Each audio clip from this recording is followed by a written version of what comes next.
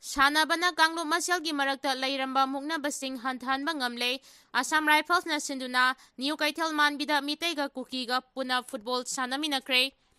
Sanabagi Pambagtadi Kangluki Nungainadaba Natraga, Yekna Bahaiba Amata Leite, Mukna Rambasing Hantanba Ngami Haibadu, Kuntraumdoi Suba Battalion, Assam Rifles na Sinduna, New Kaitel Manbigi Football Tournament 2026 da Meitei amasung Kuki gi team Puna Football Sanaminakre, Mapan Suba Sector Assam Rifles ki Mideng Makada, Harmony Through Football Haiba Pandamda Pangthokpa Football Tournament aduda State asida Khundariba Phurup Kayagi team Tara Humdoina Saruk Yaki, Kanglu Maselgi Marakta Lairiba Thajanadaba Sing, Sana Khonabagi Kuthangda Amuk Hana Thazaba Thamnaduna, Ingtapa Lamdam Ama Ohenabagi Pandamda, Tournament asi Pangthokpani Hairi. Kumda lising aniga kulhumdoigi Mioi Ahumda, Kangluki irang thokraba matungda, ngasi ihan hanba oina, tournament asigi final match da, Kuki amasung Meitei gi team sing puna sanaminaki, Kanglup anigi Mioi sing amana amagi makada, jangthok jangting tauba yadana leirakrabasu, sanabungdadi makalamatagi aki akhang yaudana sanaki. Ngasi sanaki ba final match da, New Kaitel Manbina Haibung FC bu, Panjal Manga anida Maithiba piduna winner oiki.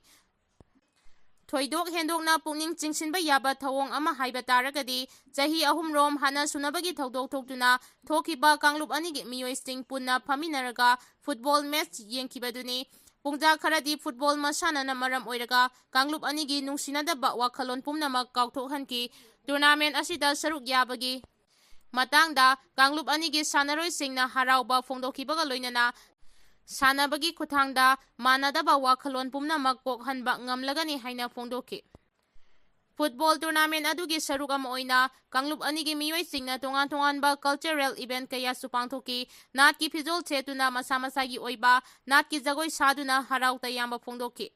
Kangpokpi District amasung Imphal West ka Tainabada Leiba, Kaitel Manbida Meitei Kuki, Rongmei Naga amasung Nepali na singba tongan ba Phuruki Mioi kaya puna Khundaminari bani. Haukiba matam khara nakpak tanabagi phibamda leirurabaso tournament asina Kanglup masel nungsisranana leminahanabagi anauba khongthang ama oire hairi. Manipur muthanaba honarabadi India su kairakani haina sanjoina phongdorakre.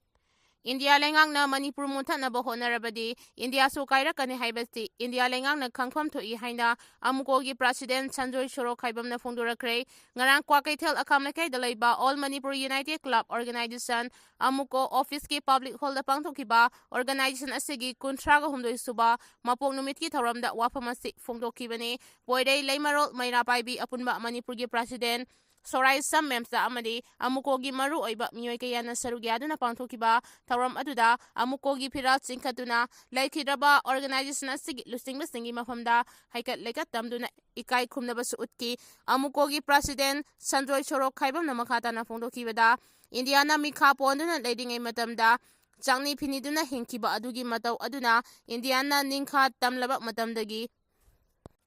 Manipur gumba piklaba state muthatnaba honaduna lagli Manipur na India gi manung chankibadagi ngasi fawba chawkhatpa ngamdri hiram kayada singchep thaduna kaihannaba honaduna lagli hauji tholiba Kangluki Lan asisu waroisin purakpa ngamduna leiri tholiba Kangluki Lan asi Delhi Gujarat ki mafamda oiramlabadi second kharada waroisin purakhigani adubu Manipur dadi loisinba ngamdri ngasina Kanglup amada hayengna Kanglup amada lan tawhanduna lamdam asibu Masye tahanaba honari phongdoki. Trade Union na kaukiba Nationwide General Trade Imphal su mapungfana pangthokre. National Trade Union singna India pumba National Wide General Trade kaubabu Manipur da su sagatuna state sida leiriba Trade Union singi manungda Indian National Trade Union Congress Manipur branch na mapung oina sinduna lamphel bata leiba Minor Irrigation Department ki office da wakat mifam pangthokre. Ngarangi wakat mifam adu INTUC gi makhada leiba Organization Minor Irrigation Department Employee Association Manipur Electricity Department Employee Association Imphal Municipal Employee Union amadi Imphal Municipal Corporation asina stingba organization kayana su sarugyaki BJP lustingba NDA government ase hana bharatagi Bapuji haina khangnariba Mahatma Gandhi maming leiba MDNREGA Job card numit chama thabak sunaba scheme ase ming sindokna kiba asi yaningde ꯍꯥꯟꯅꯒꯤ ꯃꯃꯤꯡ ꯑꯗꯨꯃꯛ ꯊꯝꯒꯗꯕꯅꯤ꯫ ꯒꯚꯔꯟꯃꯦꯟꯠꯀꯤ ꯂꯣꯏꯁꯪꯁꯤꯡ ꯑꯁꯤ ꯄ꯭ꯔꯥꯏꯚꯦꯇꯥꯏꯖꯦꯁꯟ ꯇꯧꯔꯒ ꯁꯦꯟꯖꯥꯎ ꯄꯥꯏꯕ ꯀꯣꯔꯄꯣꯔꯦꯠꯁꯤꯡꯗ ꯕꯤ.ꯖꯦ.ꯄꯤꯅ ꯂꯨꯆꯤꯡꯕ NDA government ꯑꯁꯤꯅ ꯁꯤꯟꯅꯈꯤꯕ ꯑꯁꯤ ꯌꯥꯅꯤꯡꯗꯦ꯫ ꯇꯣꯉꯥꯟ-ꯇꯣꯉꯥꯟꯕ ꯁꯤꯟꯃꯤꯁꯤꯡꯒꯤ ꯌꯥꯏꯐ ꯊꯧꯔꯥꯡ ꯂꯧꯈꯠꯂꯨ ꯍꯥꯏꯕ ꯗꯤꯃꯥꯟ ꯇꯔꯥꯒ ꯂꯣꯏꯅꯅ ꯑꯀꯟꯕ ꯈꯣꯡꯖꯪ ꯆꯪꯁꯤꯟꯈ꯭ꯔꯦ꯫ ꯉꯔꯥꯡꯒꯤ ꯈꯣꯡꯖꯪ ꯑꯗꯨꯗ ꯑꯥꯏ.ꯑꯦꯟ.ꯇꯤ.ꯌꯨ.ꯁꯤ ꯃꯅꯤꯄꯨꯔ ꯕ꯭ꯔꯥꯟꯆꯀꯤ ꯄ꯭ꯔꯁꯤꯗꯦꯟꯠ ꯌꯨꯝꯅꯥꯝ ꯔꯥꯅꯥꯄ꯭ꯔꯇꯥꯞ ꯌꯥꯎꯅ ꯇꯣꯉꯥꯟ-ꯇꯣꯉꯥꯟꯕ ꯊꯧ ꯄꯨꯕꯁꯤꯡꯁꯨ ꯁꯔꯨꯛ ꯌꯥꯈꯤ꯫ ꯕꯪꯒ꯭ꯂꯥꯗꯦꯁꯀꯤ ꯄꯣꯂꯤꯡ ꯁꯦꯟꯇꯔꯗ ꯕꯣꯝ ꯄꯣꯈꯥꯏꯕꯗ ꯃꯤꯑꯣꯏ 3 ꯁꯣꯛꯂꯦ꯫ ꯕꯪꯒ꯭ꯂꯥꯗꯦꯁꯀꯤ ꯒꯣꯄꯥꯜꯒꯟꯖꯗ ꯂꯩꯕ ꯄꯣꯂꯤꯡ ꯁꯦꯟꯇꯔ ꯑꯃꯗ ꯀ꯭ꯔꯨꯗ ꯕꯣꯝ ꯄꯣꯈꯥꯏꯕꯒꯤ ꯊꯧꯗꯣꯛꯇ ꯃꯤꯑꯣꯏ 3 ꯑꯁꯣꯛ-ꯑꯄꯟ ꯅꯪꯂꯦ꯫ ꯍꯥꯟꯅꯒꯤ ꯄ꯭ꯔꯥꯏꯝ ꯃꯤꯅꯤꯁꯇꯔ ꯁꯦꯈ ꯍꯁꯤꯅꯥ ꯃꯐꯝ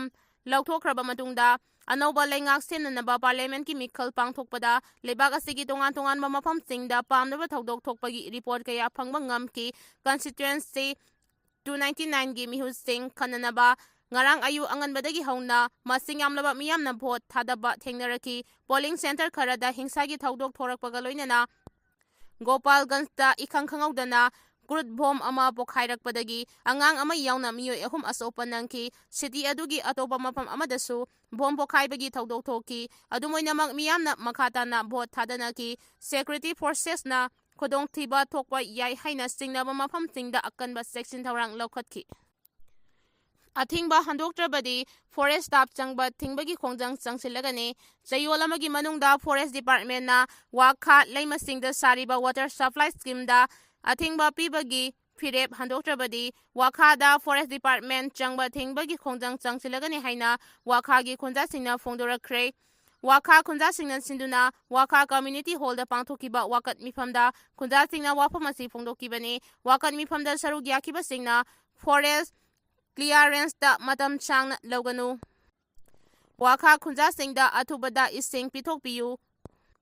ꯂꯩꯃꯁꯤꯡ ꯋꯥꯇꯔ ꯁꯄ꯭ꯂꯥꯏ ꯑꯊꯨꯕꯗ ꯂꯣꯏꯁꯤꯜꯂꯨ ꯍꯥꯏꯕꯅꯆꯤꯡꯕ ꯋꯥꯀꯠꯁꯤꯡ ꯊꯥꯕ ꯄ꯭ꯂꯦꯀꯥꯔꯗꯁꯤꯡ ꯁꯤꯖꯤꯟꯅꯈꯤ꯫ ꯋꯥꯀꯠ ꯃꯤꯐꯝ ꯑꯗꯨꯒ ꯃꯔꯤ ꯂꯩꯅꯅ ꯋꯥꯈꯥꯗꯒꯤ ꯃꯌꯥꯡꯂꯝꯕꯝ ꯕꯤꯁꯃ ꯃꯉꯥꯡꯅ ꯄꯥꯎꯃꯤꯁꯤꯡꯗ ꯍꯥꯏ ꯎ ꯑꯃꯠꯇꯁꯨ ꯍꯧꯗꯕ ꯆꯤꯡ ꯃꯊꯛꯇ ꯏꯁꯤꯡ ꯇꯦꯡ ꯑꯃꯈꯛ ꯁꯥꯕꯗ ꯐꯣꯔꯦꯁꯠ ꯗꯤꯄꯥꯔꯠꯃꯦꯟꯠꯅ